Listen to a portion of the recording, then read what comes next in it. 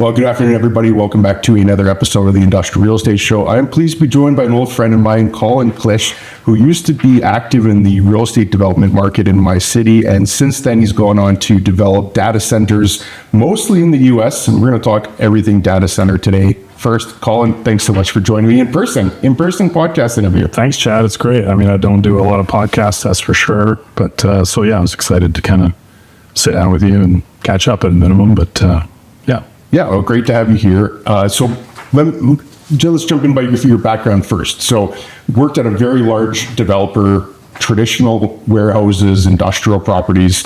You did that until 2015 or so? 2015, then born and raised here in Edmonton. Yeah, worked for Parkland County for some time, and then went to and worked with Remington, established industrial developer here in Edmonton, and then left in 2015 to start my own development company, and then transitioned that in 2018 to a company called PointOne Data Centers, which is the company that I'm a partner in today and present CEO. So you don't actually even do much work in town anymore. All of your work could be wherever the data. I was hoping so, right from day one, that we'd sort of be one of the earlier groups to the sort of the Western Canada data center market, and I still think there's opportunity for that. But in terms of obviously Western Canada, Alberta isn't a major data center market today, and so where we went is we wanted to go to a tier one market, and so we actually ended up to the biggest market in the world and establishing ourselves there. And so that's really where we do Eastern U.S. is primary area for our business, and specifically Virginia, Northern Virginia, Southern Virginia, and North Carolina.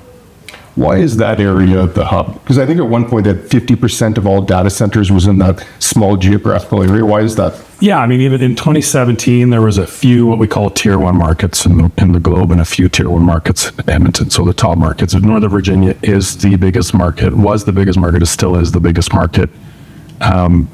Why is it the biggest market? I think it goes back to pre-dot-com bubble.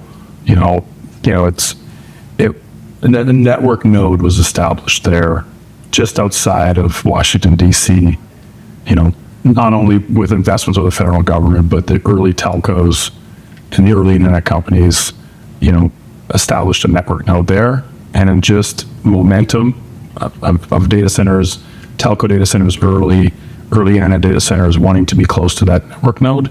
So it's really a network story. And then there's momentum that comes with that, and you want to be, a lot of data centers today want to be near that node of compute and that network node. And so today it still stands as one of the most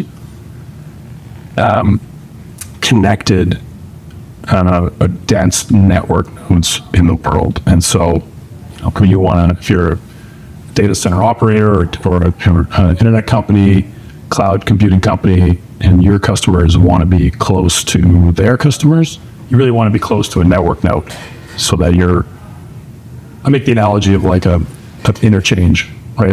Imagine an interchange with 50 or 100, streets and freeways coming into it. Have your distribution, an industrial distribution company, it makes sense for you financially to be as close to that node as possible, so that you can go where you want to. And so that's kind of the effect of a dense network node. And so those network nodes sort of opt up in the top tier markets. And then our market has continued to mature. The data center industry has continued to mature into tier 2 and tier 3 markets. And so it's not as much of a network story today as it was, but it's still a primary component. But that's the, I'm not a network expert, but that's the primary story around Northern Virginia. It's the Washington, D.C. suburb. So there's land, and there's the ability to grow. It's not super urban. It is now, but it wasn't at the time. But it was really a network story. I remember when you left the development company and then started on your own, and then you went into the data center space. And at the time, it was very early into the process. And I remember somebody even saying, I think Colin went into the call center business. and I said, I got a few of those. Yeah, I said, no, it's data centers. But that's how early into the stage you were when you first started. And I want to jump into a number of things because I think there's a lot of important topics here. Is that first, the data center industry has exploded, as everybody knows. So now it's gone from being in Virginia to now every municipality is talking about data centers. Anybody that's sitting on 100 acres of land just thinks that it can be a data center site now. Right. And there's so much more complexity to that. And also just the size has gone up. But I remember someone was saying that 10 years ago, a 20 megawatt data center was big. And now you could see 1 gigawatt and larger data centers are at least being proposed. So much has changed. Let's start at the beginning, though. What makes a site? So the Virginia one makes sense. Internet connectivity, they want to be around the hub. But let's just say let's say in Montana, they want to open up a data center in Montana and someone has 100 acres of land. What does that land need to have in order for it to be compatible for a data center? Yeah, I think one mistake some people make is that it's like one or two just golden rules, right? Like, if you've got acres and you've got power and, I've got network connection, I'm in the data center business. I think it's a lot more complicated than that. And so I guess really fundamentally, when we first started in the business, power was more abundant, more available, less constrained than it is today. And so, wherever a data center wanted to be, power is generally available, right? Just like if you're doing any type of development, you assume the amount of electricity you need for that development is there, the utility can provide.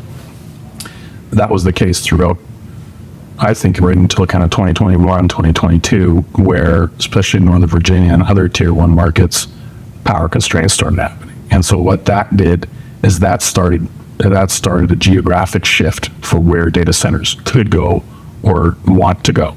Because I think it still remains a general rule today, if land and power were extremely abundant and just take off the shelf wherever you want, most data centers would all be in, a few nodes close to the most dense network place. But that's just not possible, right? Because there's power constraints, land constraints, development, supply limitations. So that has driven demand to markets where we're not traditional markets. So you use the Montana example. I think, that there's no city or place in Montana that would be considered tier 1, 2, or 3 market now. And so I think a general rule is a site has to be developable, right? It has to have basic utilities, water, sewer, and network. But it has to be zoned. The municipality wants to have it as an industrial type development.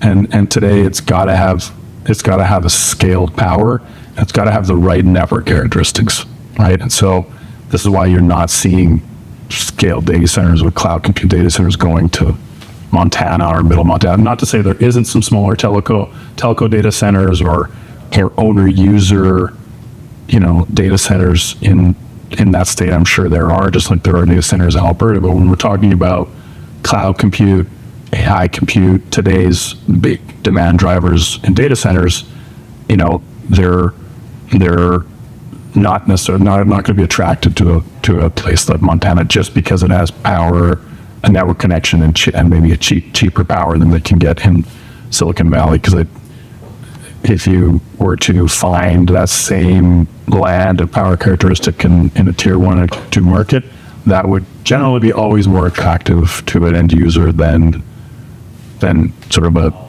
place like Montana. So I don't know if that answers your question. It's really not I think what people make a mistake about is, if I've got land, I've got power, I've got zoning, and I see there's some internet around, there's some network around that, I've got a data center. So I think there's many more layers to the demand story around data centers, for where customers need to be, what type of compute is it, if your end user customer, who are their customers, who are they serving, what characteristics is that business. So I think it's really hard that's what we're going to see play out here, is a lot of people making investments in bringing power land to the market is what we need, the industry generally needs. But there's going to be winners and losers, of course, like in any industry, in terms of where data centers will ultimately go. So I still harken back to office or industrial type that big built to suit tenant in office or an industrial, not they have a game plan for where they want to be. They might RFP a market. They've got their own characteristics for where they will need to be in terms of which transportation hubs they need to be close to or where their workers are. They've got their own set of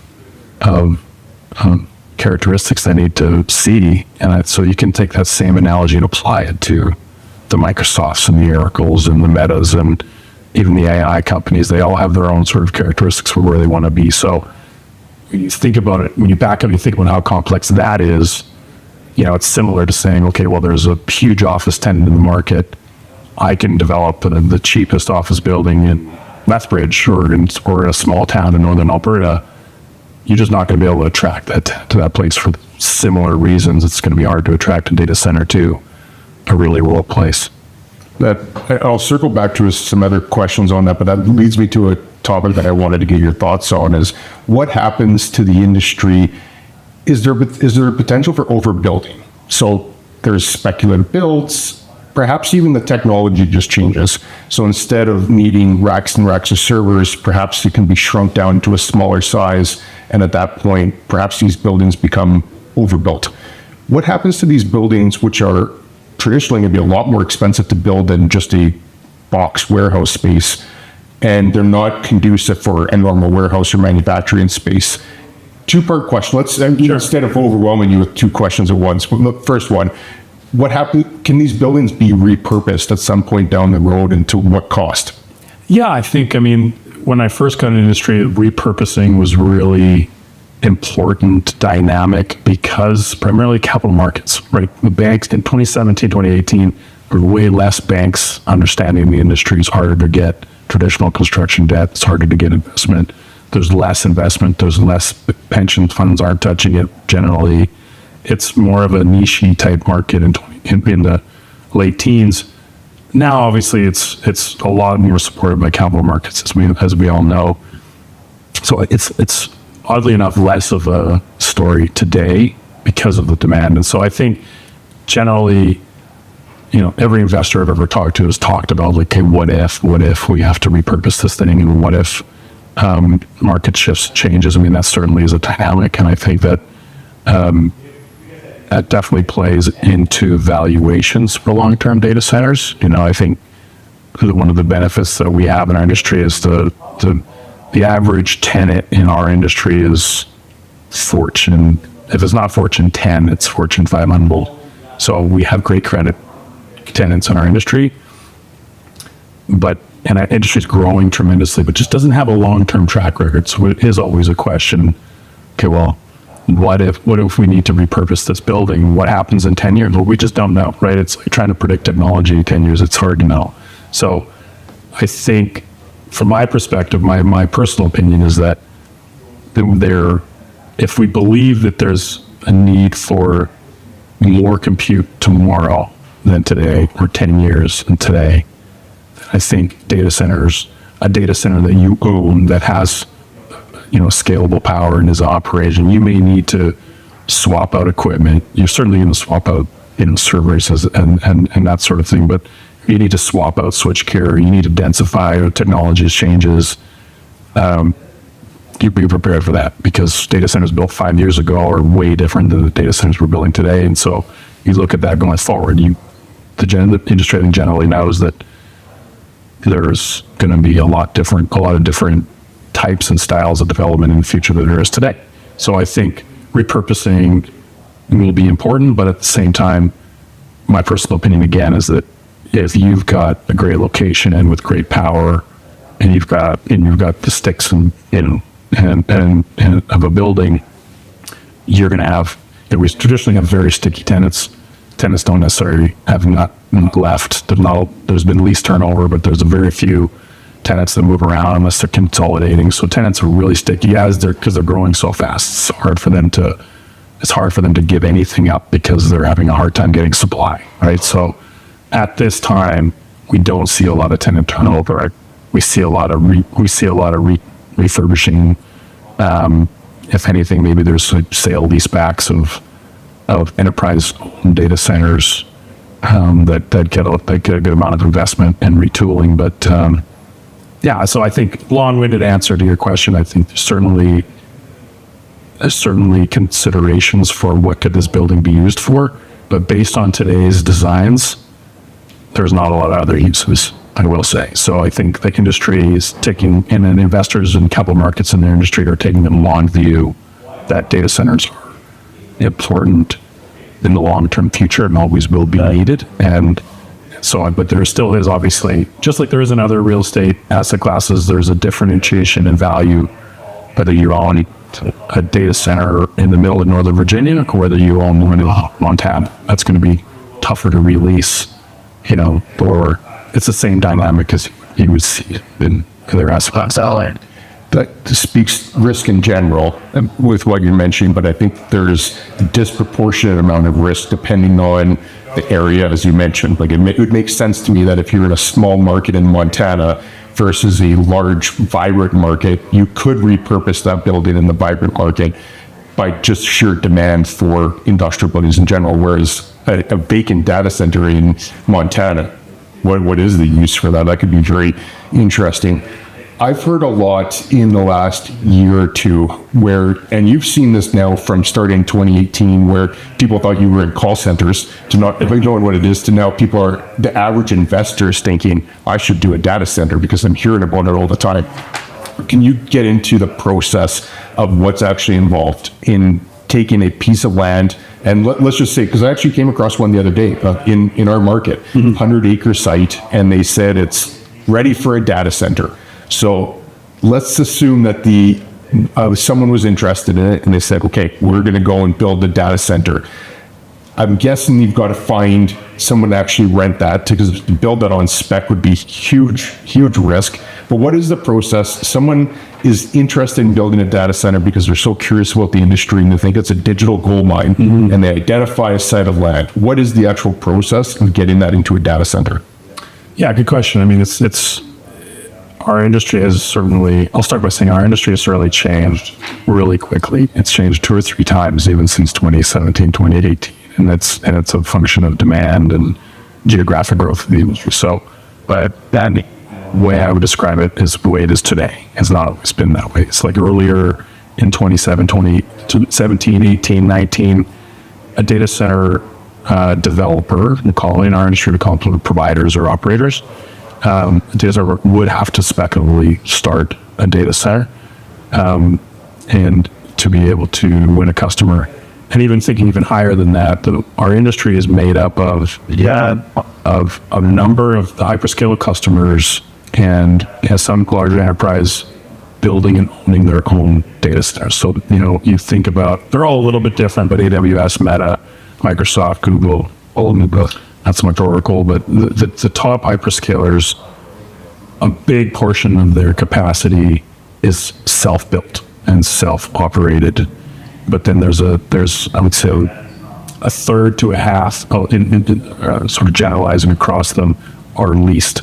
And generally, I'll say these hyperscale customers ideally want to build and own and operate for themselves, but they are huge and they're growing really fast. And so they've had to rely on developers, providers, operators for just-in-time capacity, or when they have supply constraints and they can't grow in a market, like a constrained market, they're just not able to find the right piece of land that they can deliver when they need that capacity. And so they have to lean on our market. So spinning that back to your question around what is the process, it has changed, but today supply chains is challenging and demand is really high. So what that has led to is there's very few people that if you're an established developer and trusted provider, you've done it before, you don't have to spec, because the way customers are shopping now is generally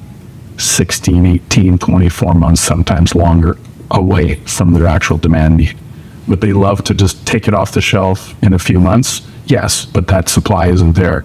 The issue with our industry now is that there are supply constraints, there's challenges of supply, and that's why we're seeing geographic change and a powered land sort of gold rush, I'll call it, going on now.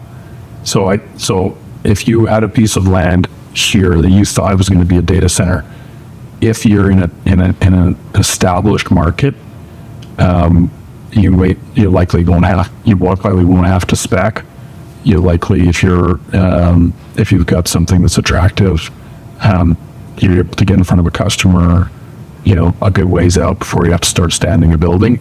But I would say if you have a 100-acre site in Edmonton, in obviously a place that's not an established data center market, I think it's if you had the guts and the capital to do it, and you actually did spec a building, you would get a tenant. It would fill up, but it would be really scary because you'd be spending an extreme amount of money before you have customer support, and so that's challenging to raise capital to do, and so it's speccing a building isn't something that established developers in our space really have to do anymore. So speculatively buy land, yes. Speculatively, get it zoned, acquire utility, acquire network, get it to a place where it's a nice package in a bow with a design and permits and power story. You need to speculatively put all that together and speculatively, get that in front of a customer. But in terms of actually building a vertical building, yeah, we're not seeing a lot of that. What would that process be time-wise to take that land, raw land, and to convert that? All things, let's say someone did have the appetite to take on that risk and they had the deep enough pockets, start to finish. How long is the process to actually get a data center vertical? Yeah, I mean, it's a little bit longer than a traditional, industrial building for sure. I mean, I think I liken it to kind of the time frame to build an office building, similar time frame, but there's a multiple factors. So there's the time it just takes to actually do the horizontal development of the site and then the vertical development of the building.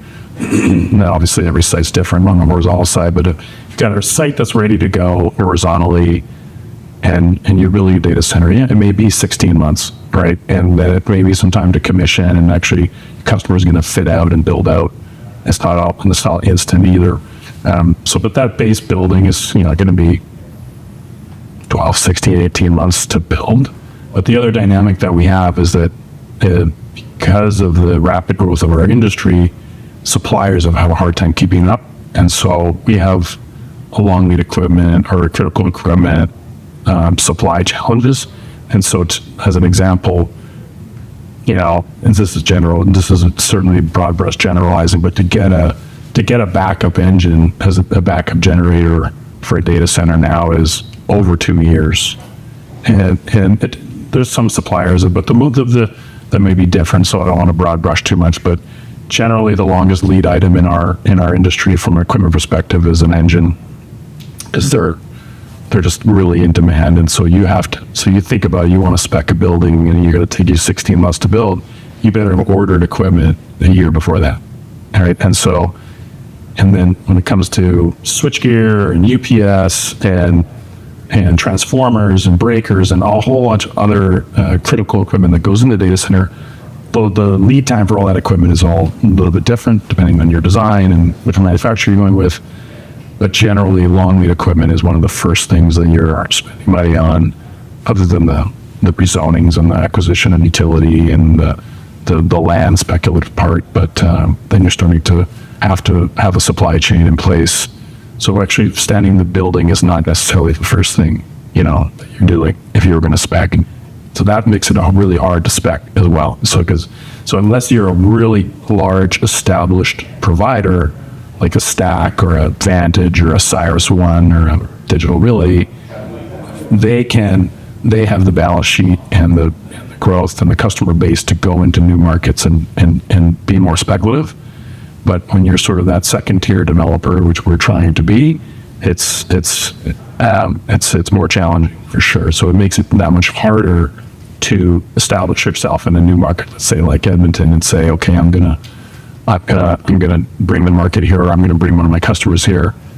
I think it'll be a lot easier, and you'll probably see first those major established developers and providers make moves into new markets, or customers themselves make moves into new markets before you'll see the second, third, fourth tier developers, because it's going to be really challenging for them to do.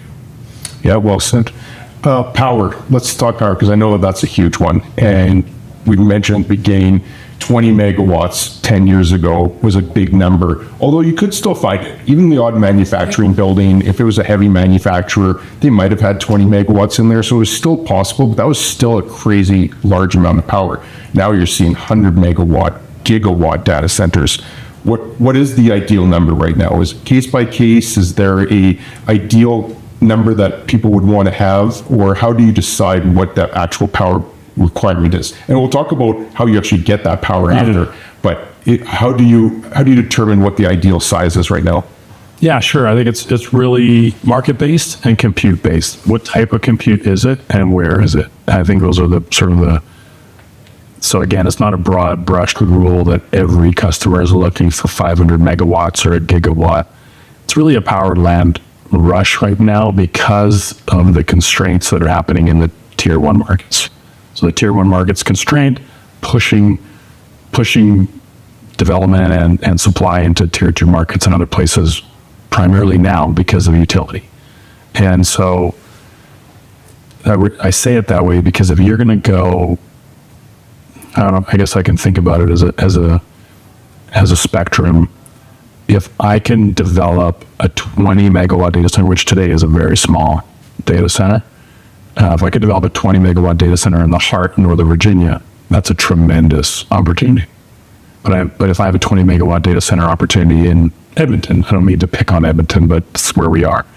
That is the other side of the spectrum. That's going to be really challenging to. You're going to have smaller customers, really small deals, more telco leasing, more enterprises leasing from you, smaller deals. It's going to be multi-tenant, like even at that scale. But so given that perspective, the other factor is the type of compute. Traditionally, up until, like I say, this year, or maybe just before that, it's the primary growth in data centers has been cloud compute, right? And so the cloud compute providers, they've established their compute regions, and they grow those regions. So in those tier one, tier two markets, that's where their customers want to continue to grow, and so they continue wanting to grow there. And so cloud compute, to your point, I mean, don't quote me, but I think the biggest deal that I'd seen in 2022 and before was like a 70 meg lease to a hyperscaler, just a really the biggest deal, and that's right in the biggest market, one of the biggest to the developers. And now we're seeing bigger leases, and now these leases they're not. There's a few cases, I guess, but they're not 500 gigawatt and 500 megawatt, 1 gigawatt leases. But what's attractive about that big scale is that customers have had, it's really expensive to develop in one region, and network is really expensive to establish for a customer and for a user.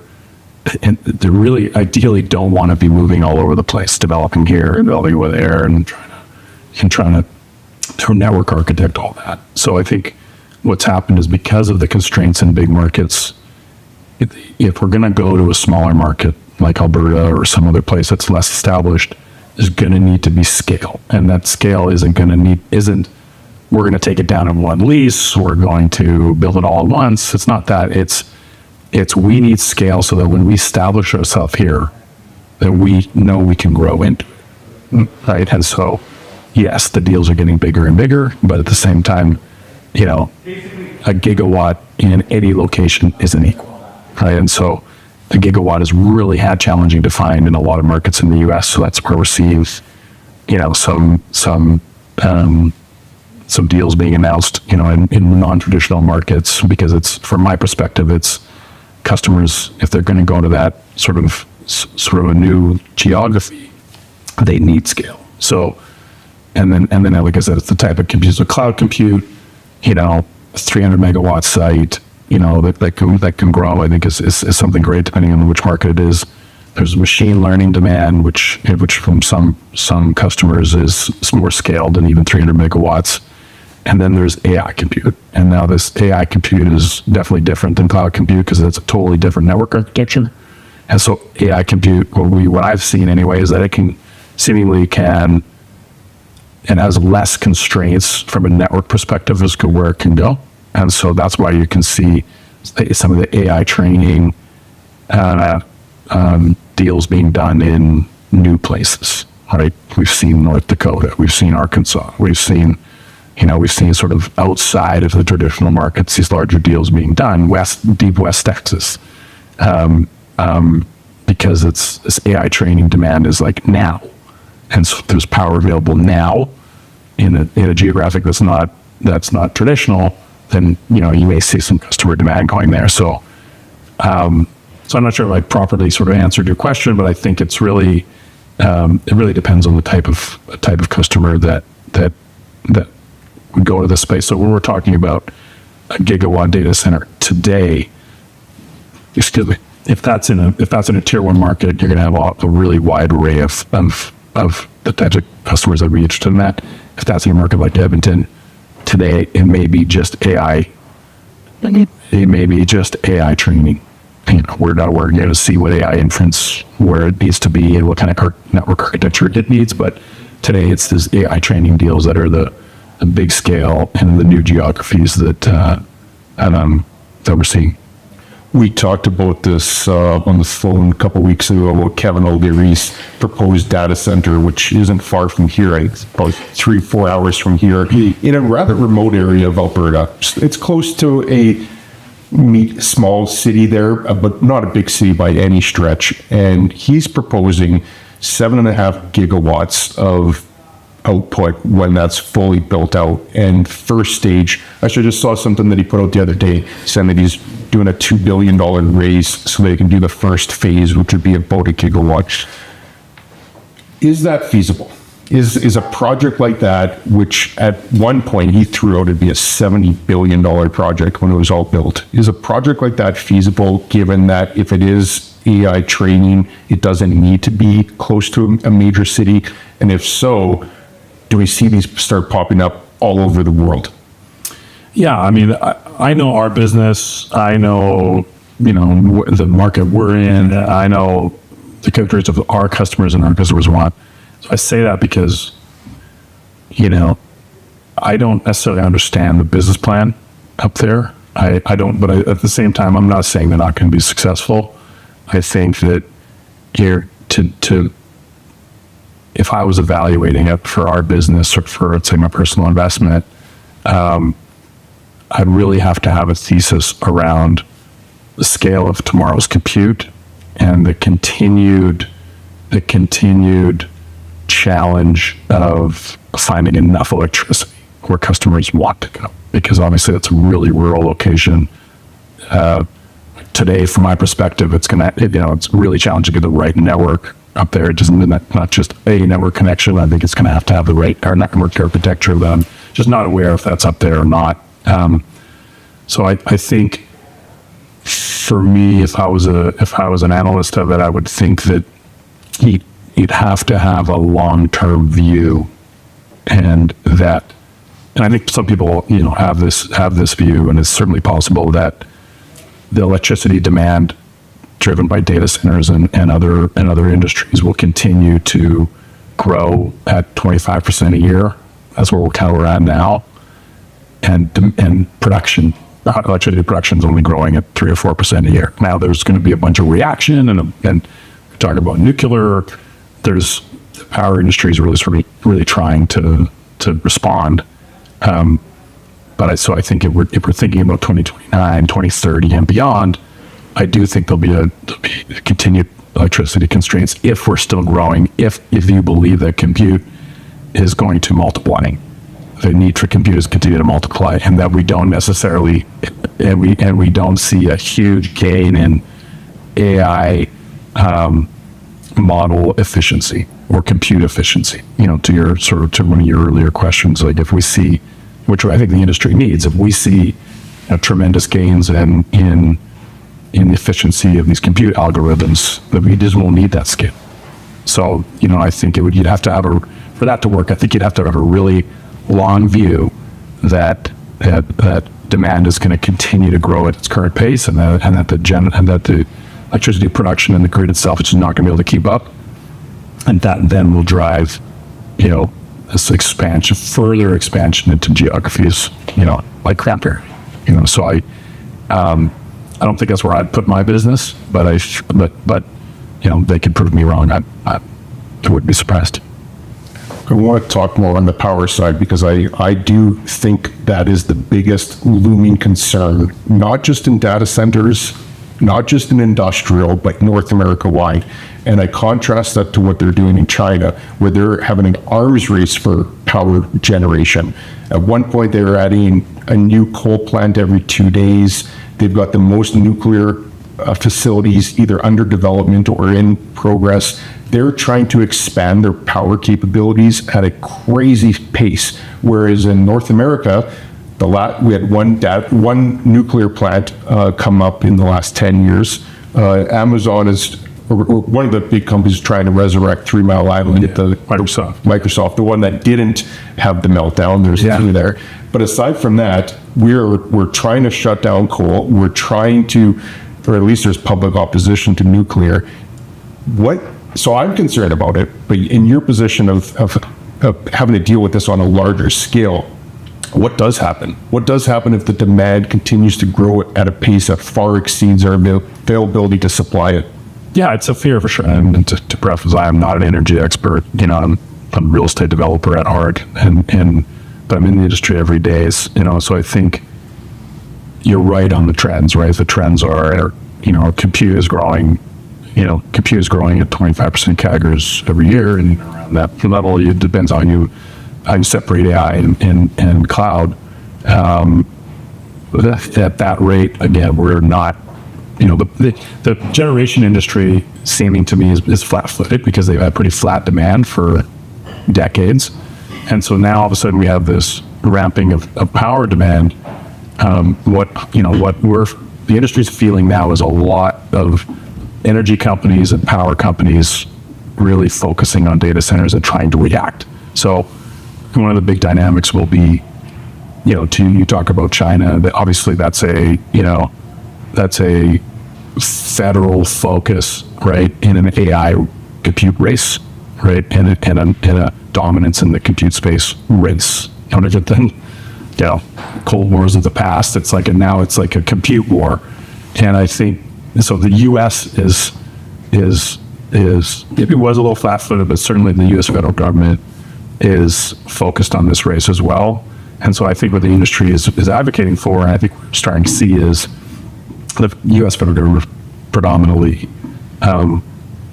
looking at the red tape and the challenges that the power industry has, the energy industry has, to interconnect new nuclear plants, or talk about small modular reactors, or trying to interconnect new solar, new wind energy. This is a slow process. These utilities are designed, to be slow and careful, and so a dynamic, fast-moving industry is not a great mix for that. And so we're seeing the federal government really trying to, I think we'll see it more, trying to identify where they can fast forward things, where they can remove red tape, and really try to allow the energy industry to react to the growing demand that we have. My personal opinion is that our compute will continue to grow at a similar pace. I don't know if it's going to be, as hot as it is today forever, but I do think that there'll be continued more demand for electricity and supply for the coming 3, 4, 5, 6 years. I think that's clear. And so I do think electricity will get more expensive. I think it's going to get harder to get and find. And so but how long does that dynamic last, right? How long, do small nuclear reactors get adopted, or do they get, are they not supported because, people are afraid of them? I'm not sure, but I think that it's hard to predict. So therefore it's hard to predict 5 or 6 years out, but generally for what we can see 2, 3, 4, 5 years out, we're going to see electricity, I think, is going to get more expensive. It's going to be harder to find.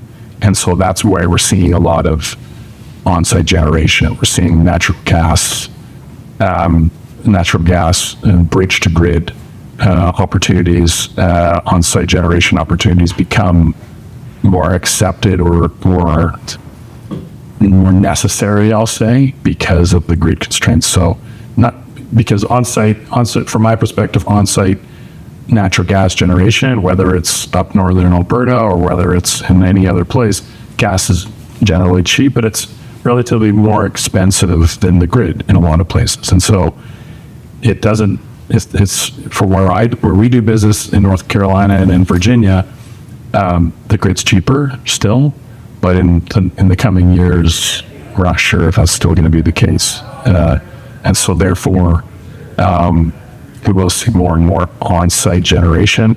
Unfortunately, we're seeing some of the plants, shutdown coal plants, get delayed because of the demand and opportunity. At the same time, I think it's a demand story, and so I do personally hope that I think that we'll continue to kind of find alternative methods of power production and new geographies so that we're not trapped in a market, let's say, that where power becomes extremely expensive and hard to get, and the industry it makes sense to still burn coal. Obviously, that would be not good. So it still must be challenging even right now, even though the grid can theoretically sustain today's demand, but it's still got to be very difficult to get onto the grid. I can't imagine any electrical company in any area just saying, okay, we'll allocate 100 megawatts to you, and there's another one down the street, we'll just give them 100 megawatts as well. How challenging is it to actually get into those utility agreements right now? It's way more challenging than it was 5 years ago, and I will preface it by saying it's very geographic specific, right? If you're trying to connect, if you have a new site in Northern Virginia as an example, because that's where I'm doing business, the utility is telling you it's 4 to 7 years from the time that you, and I think 4 is even rosy picture today. So if by the time that you say, hey, Mr. Utility, I've got a new site, I have a new demand, by the time it takes to engage in engineering, engage in them studying their grid and understanding what it's going to take to serve you in that location, and then add to that then the long lead time it takes to get a 230 kV breaker and a 230 kV transformer in the substation is like 3 years plus 4 years now. So it's really challenging to get that type of scale grid service certainly in the top markets. And again, that's why you were seeing, the story's not flat across the nation or across North America, because if you're going to a new geography and a utility that's less constrained, that's more excited for data centers, because a lot of utilities in the U.S., they love data centers because they continue to grow, but they've seen a lot of it, and they're not as exciting, and they're getting hundreds of applications for data centers, and so it's not like you're going to a utility that they're seeing this application for the first time, more excited to support it, and they're doing all they can. That's a little bit easier situation to get scale power. You might find availability and capacity in certain places, but so that's one of the supply challenges that we have in most markets now, is that it's hard to get equipment and it's hard to get the utilities' attention because there's so much demand.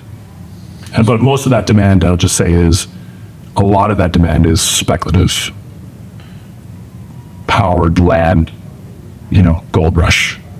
So you can imagine utilities getting hundreds of applications from every Tom, Dick, and Harry that owns a piece of land and wants to make it a data center. So they're the utilities thinking, oh my gosh, go look at all this data center demand. How much is real customer backed demand? Not a fraction of it, for sure. An opposite. What risk is there on a developer that wants to develop something on spec, goes and gets the power? Maybe they're doing a 50 megawatt site and they go and get that, but they can't get a tenant for whatever reason. Maybe someone else built a better one down the street. Any number of reasons they don't get a tenant. Are they committing to that 50 megawatts of power for some period of time? That story is changing too. I mean, when we first started getting in the industry, I think you'd probably find in most utilities around here is that if you can find that 50 megawatts of available capacity in the infrastructure that's there already, then there's not a lot of commitment costs up front. But in a place that is constrained, that's seeing a ton of application for the same amount of capacity they have, they're becoming more and more harder to deal with. And what that means is, instead of them doing a bunch of engineering for you for free, you're putting down 250 grand for them to just start to see if they can service you, right? And so they're making it harder and harder for the land speculator to grab power. And again, that's in a real constrained market. So if you're in this market, let's say Edmonton as an example, and you're able to, you probably, I'm assuming a lot here, but you're probably not going to have to make major commitments to that scale of service if that infrastructure is there. But if you're asking for it and they can't get it to you for 2, 3, 4 years because they have to do a major transmission upgrade or build a substation, or there's major spending that has to occur, then many utilities are forcing developers and customers to securitize that. So you're having to put up major LCs in what we call kind of a take or pay type model, right? So you're having to commit to that hour. And so again, it makes it really challenging for a smaller developer to, and in that scenario, to make up his flat work. What I love so far about everything that you've described is that there are no rules of thumb. Because I think that is the biggest way to put it. Yeah. Yeah, is that someone just thinks, okay, yeah, I'll just go and put a data center here. But there's so many complexities between the utility hookups, the costs that might be involved in doing it, any commitments, timelines of doing it, the type of tenant that you actually attract, whether you get one of those Fortune 10 or Fortune 500 companies, or whether you're piecemealing it off to smaller ones. There's so many nuances that go into this that there's no simple answer. So I think anybody that is considering a data center needs to be very hyper-focused and understand that area, as opposed to saying, well, they built this in Virginia, so I'm just going to take that model and then replicate it in Toronto or in Billings, Montana. There's so many complexities and differences between the two. I think you're right. And what I would say is, everything I'm saying today, I'm very sure I'll be proven wrong in 2 years. Right, because I've only been in the industry since 2018, and it's changed 3 times already. Like, it's a fundamentally changed demand and where data centers will go. What's the demand profile? What is the network architecture? Has changed a lot. We start off as all service contracts, and now there's some more and more net leases. Well, it's changing. And so as much as sound like I know what I'm talking about today, I guarantee people watch this 2 years from now, I'll be proven wrong a lot, because that does make it challenging as well for our industry too. We've got to be really careful. And if you set your design, let's say today, and you say, I'm going to build this across our sites for the next 5 years, you better be ready for different changes of technology. It changes really fast. And so the level of redundancy, the level of is customer dependent. So it's changing that fast. So it does make it pretty challenging. So I think that's why the industry works well now, because we're able to do more build to suit. Right? We're not having to, in the right markets, you're not having to speculate. And then I will say at the same time, the industry does need land speculation. Right? It is really hard for the customers and really hard for the big developers to procure and land bank, and we talked about 3 or 4 years out in advance to try to get power. So the industry does need, developers and customers do need land speculators to go out there and ready the land, get it zoned, acquire the utility, put together that power story. Then you do have something of value if you're in the right market, in the right situation, because then someday our company, but also the more established developers and customers, again, they're having a really hard time shopping and land banking many years out. So there is a business plan still for power land speculation. And because there are customers and users or developers that will need to take that to buy that, and will pay a pretty penny for it, and typically.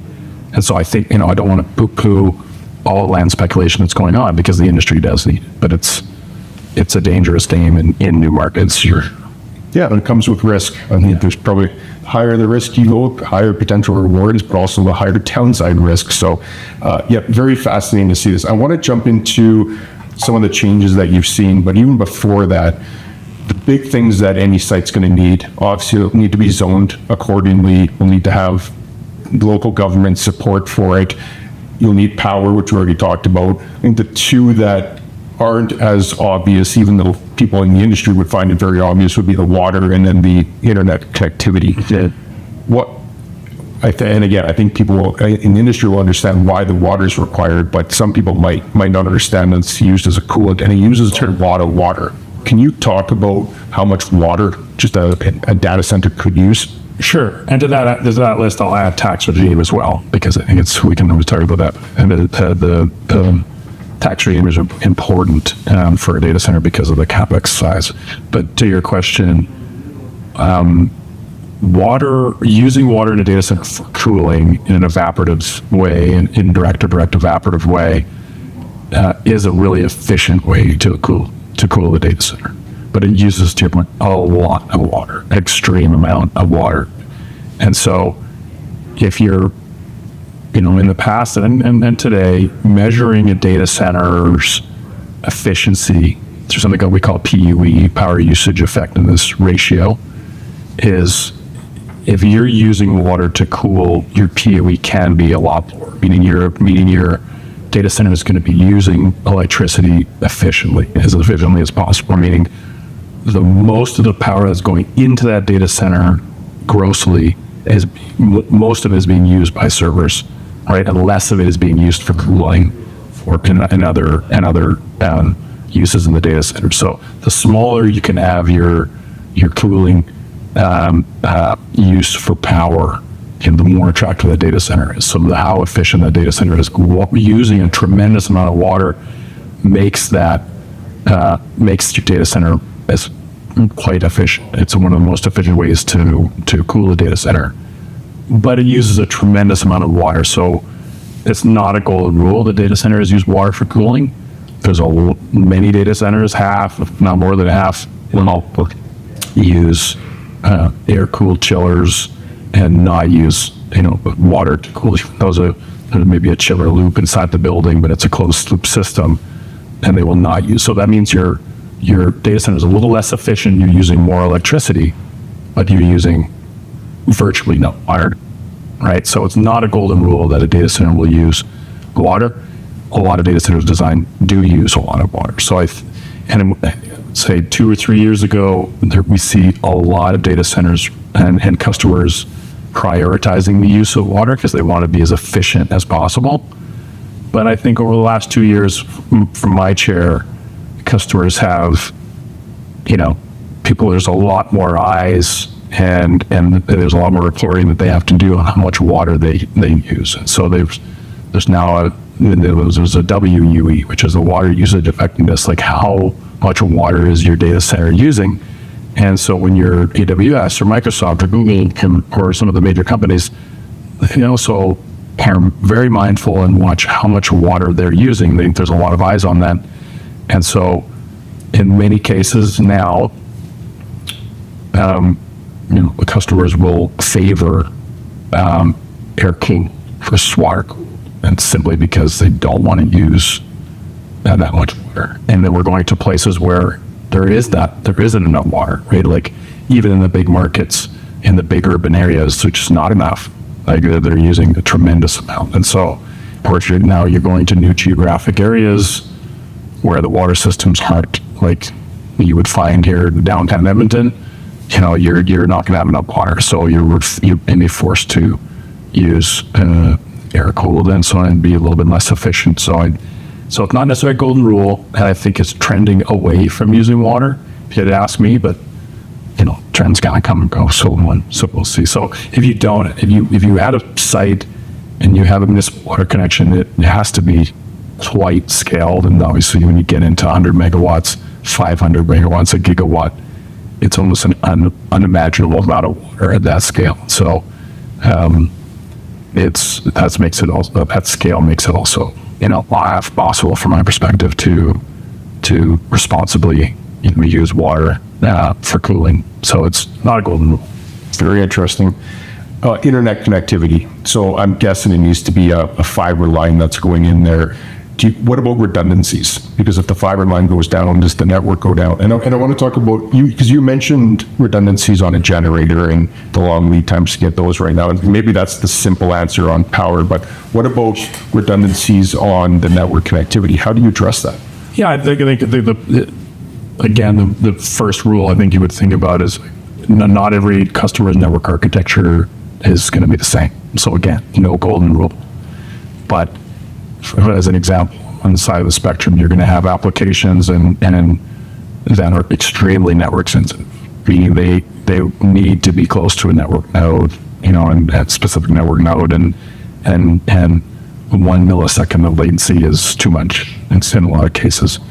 But on the other end of the spectrum, again, if you're crypto mining is certainly one example of a type of compute that seemingly doesn't need much more than just any internet connectivity. But in our data center space, that AI training is, again, I'm not an expert, so I don't want to sound like one, but seemingly that AI training type of compute is less network sensitive, and so that's why we're going to see it going to places with less robust network. And the other factor is cost. Like, if you think about it, a network is like a toll road, and you're not just necessarily, unless you own it, as a customer, you have to pay transit costs, and so that's a distance function as well. And so the closer you are, because you're transmitting a lot of data, and the closer you are to the network node, the cheaper your network cost is going to be. The further you are, the more data you're transmitting,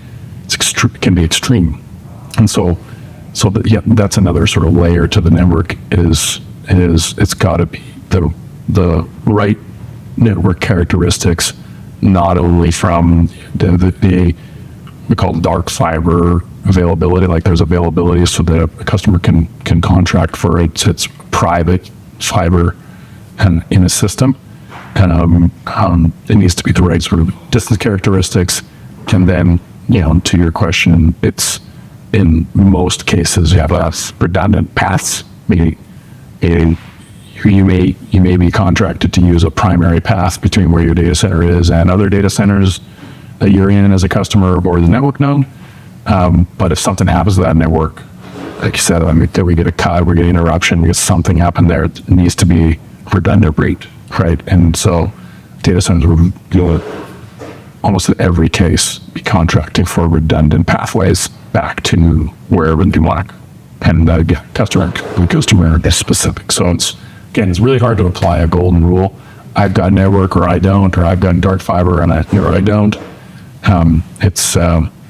You gotta have the right sort of network characteristics for the right type of compute that's going to be going into that data center. Does not having a redundancy kill a deal? Okay. I think it's that simple. I mean, I won't speak for every type of compute and every customer. I'm certainly not an expert, but from our perspective, from our business perspective, we would never buy a parcel of land that did not have existing, robust, available dark fiber and redundant network paths.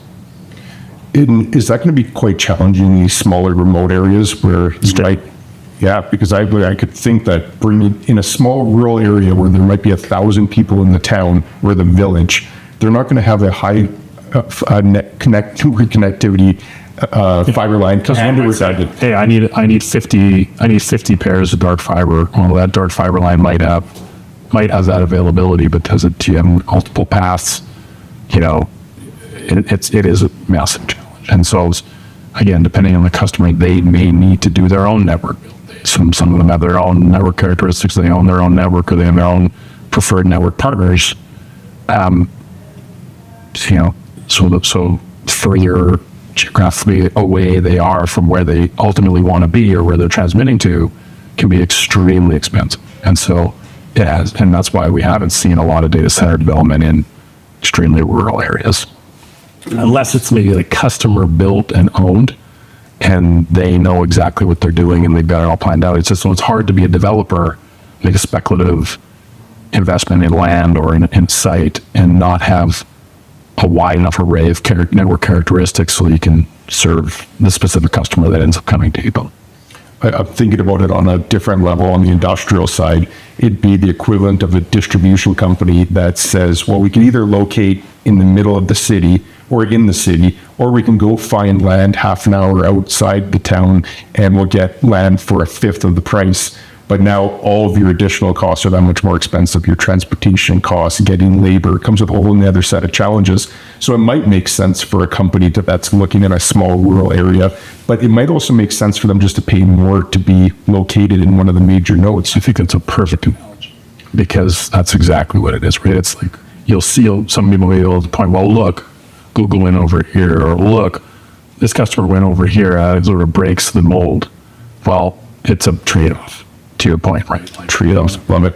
It's a whole bunch of characteristics and a trade-off of all those characteristics, right? And so, I think, like I said earlier, is a general rule from my perspective is if we could grow, if every customer could grow in the tier 1 markets right next to the network node, they all would. That's where they want to be. But generally, they can't because there's supply constraints, and so there's trade-offs to going to places and new networks, but. And so that's what we're seeing. So no different than traditional real estate dynamics. It's very similar. That's very interesting. You mentioned tax regime. That's one that I hadn't thought about before, so I'd love for you to expand on that. Well, you think about the cost here was around billions of dollars in a data center. Yes, a data center is extremely expensive for a developer developing a turnkey data center. Maybe $12, $13 million a megawatt. To develop a turnkey data center. And I'm not an expert, but, what I've heard around in the industry is that if then the customer is putting 2 or 3 times that at least in value of racks and servers and build out in the data center. So if it's a 70 megawatt data center, that's going to be around $1 billion of CapEx for a company like us or a developer. The customer's build out is going to be a few billion in that data center. So huge numbers. And so when you're going into a municipality that has a tax regime that's, let's say, like bringing it back to industrial, that says as an equipment tax, and if servers are considered equipment, then the tax bill, and a lot of the tax regimes around municipalities were never designed around extreme scale of compute.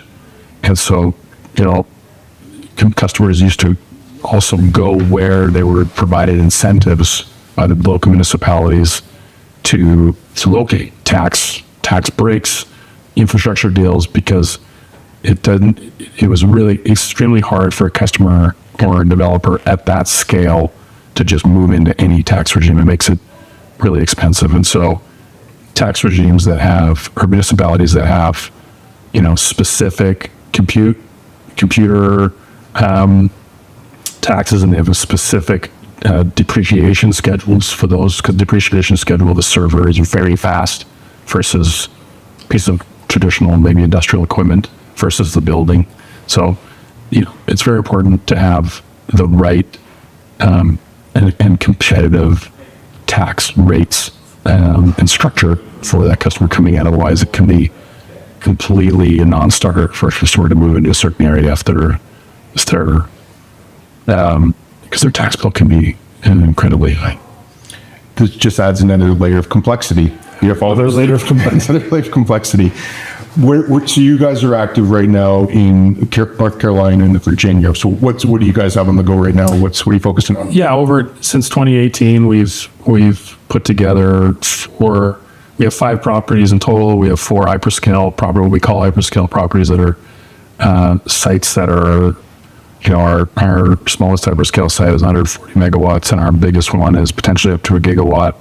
And so in Virginia, we have about 1 gigawatt of developable capacity in our portfolio. And then in North Carolina, we have a property that's potentially up to 1 gigawatt as well. And so, when we first started acquiring sites, in the industry, a 20 megawatt deal was a huge deal, right? And so we made a play on market adjacency and scale, and that thesis has played out. But also with utility constraints and other supply constraints, we're still a company that's looking to transition from being an aggregator of sites and a developer of land, getting our site sort of shovel ready, utility ready, zone and ready for a customer.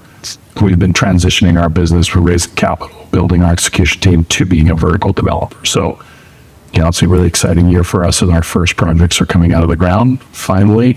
But what's really exciting for us is we were able to kind of build arguably the top market in the world. We're able to build a portfolio of sites that are in demand today. So it's really about we're focused on execution, and that's really our make or break for our company is can we execute these properties and become a trusted developer and provider like some of our bigger competitors. So by nature, you have to be thinking 5 to 10 years out at any given time. What do you think now, 5 to 10 years out from today? Good question. Knowing that our industry will look different in 2 years, never mind 5 years, it's challenging. Our thesis around geographic expansion of the major markets and powered land, scarcity certainly has played out, and I think that's going to continue to play out. But then, because of the demand we've seen in the change of compute to this AI demand, there's a lot of people currently speculating on powered land, and a lot of energy companies entering the space with land adjacent to their infrastructure. So I do think there will be continued in 5 years. There's no question there'll be continued geographic change in the way where data centers are built. And that's just going to be because of the supply constraints in the places that the data centers want to be. The fact that the U.S. and like places like Canada are stable governments that have that are trying to break down more and more red tape and support the industry. I think North American data center growth is a tremendous opportunity going forward. It's really challenging for me to think about powered land in a non-established market. But again, in 5 years, Edmonton could be an established market. It's really hard to say. It's just changes that fast. Never a dull day when you're in an industry that changes that dramatically that fast. I'm sure there's always something to be learned. But I do know that if you've got invest in, if you've got a developable site in a tier 1 or tier 2 market that's established data center market, and you have utility and you can deliver a data center within 24 to 36 months, you got something that's going to be really exciting. So that's what we're all looking to try to put together. Okay, well, it's good advice for people out there. Any other questions that I haven't asked you that I should have? Burning topic, something that you get asked that I haven't asked? Geez, we covered a lot. We did. We went through a lot of topics there.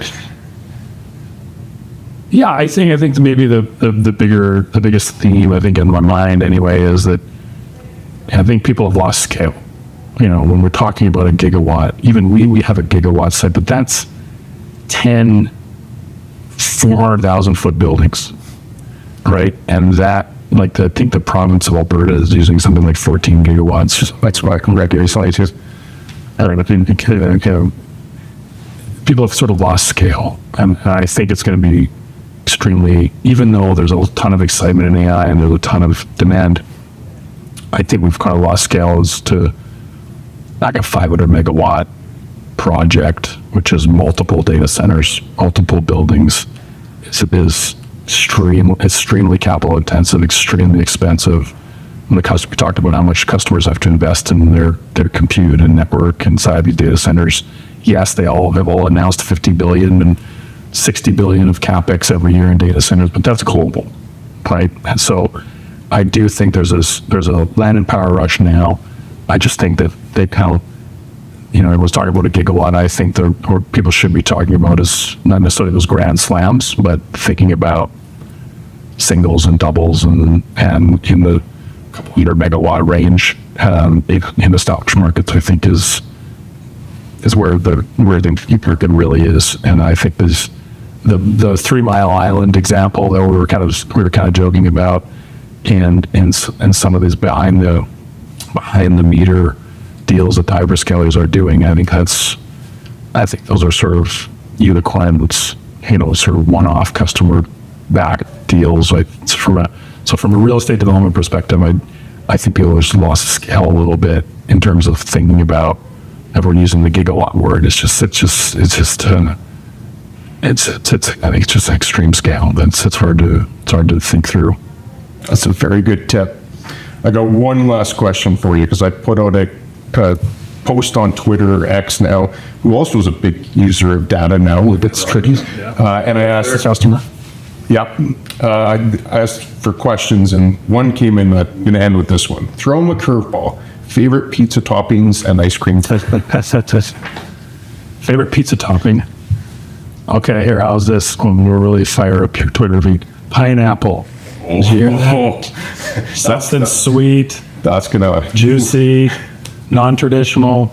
That's controversial. How's that? That's good. I say pineapple. If it's not like, pizza in Napoli, in the New York or Italian pizza, we'll say pineapple. I like pineapple on pizza as well. And ice cream. I'm a vanilla guy. No, I'm saying. It's hard to be good. It's hard to be good. There's a lot of, weird stuff out there, but I'm a straight down the middle vanilla guy. Me as well. Colin, thanks so much for joining me in person. This was awesome. Great. Yeah, I appreciate it. Covered a ton of stuff, and really appreciate it. Oh, last thing. If people wanted to get in touch with you, what's the best way? Yeah, you can see, if you want to learn about PointOne, our business, our website is PointOne PointOneCorp.com, I should say. You can find me on LinkedIn, and not an active Twitter user, but best way to find me is probably on LinkedIn. We need to get you on Twitter, because there is a vibrant community right there, and you would add a ton of value to it. So we'll try to get you on Twitter. And I feel like I already type enough. Yeah, sorry to respond every way, but yeah, you're not wrong. Well, in the meantime, we'll get the website and LinkedIn in the show notes, and encourage people to reach out and touch base with you. And once again, thank you, and thanks for everybody tuning in. That was awesome. Thank you very much. Thanks, Chad.